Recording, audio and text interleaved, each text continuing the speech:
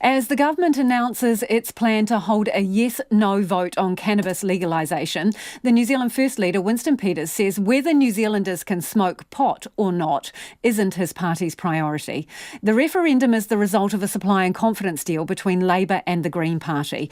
If the nation votes to legalise cannabis in next year's referendum, anyone wishing to buy or use the drug will have to be at least 20, and cannabis will only be able to be consumed in people's homes or licensed premises.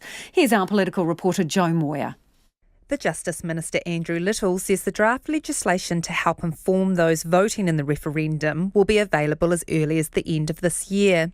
It will be well in advance of the next election. It has to be. We want people to be well informed. We want a good choice to be made. But actually we want a good debate, and we want the experts from all quarters to be coming out and informing the electorate throughout the course of the election. The legislation will include a minimum age of 20, which Mr Little says is to avoid encouraging a black market. The Green Party's Chloe Swarbrick, who has worked on the Cabinet paper with Mr Little, says there's no way people will be able to light up in the street or outside schools.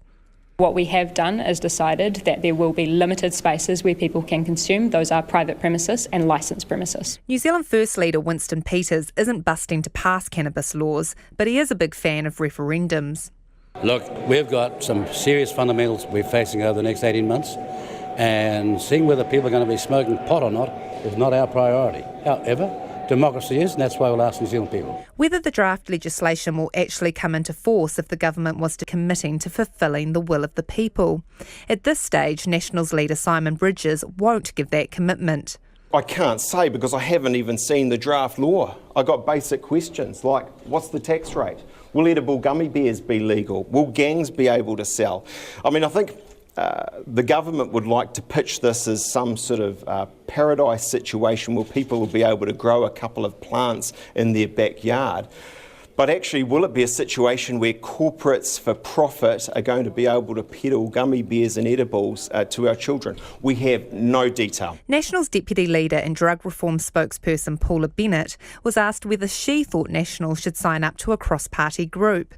Up until now, the problem in her mind has been that the group was run by, quote, Chloe Swarbrick and her mates. I just don't see how, with all respect, a junior member of parliament that is not part of government is the spokesperson on drug reform, which could change the social fabric of this country. So if they're serious about a cross-party, put a cabinet minister in there and I will happily sit with them and any other member of parliament. The Prime Minister Jacinda Ardern and Mr Little are both stressing that the referendum is binding because all three government parties are signing up to it.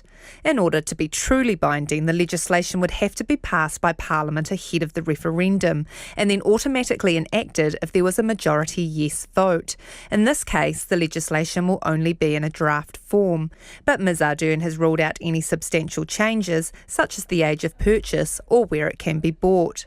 What, of course, we need to give the assurance to the public is that the core principles, substantive policy decisions will remain the same. And look, that's the same as what any government, when they put a bill before the House and go through a select committee process, there'll often be principal decisions that do not change through a select committee process, but technical amendments do.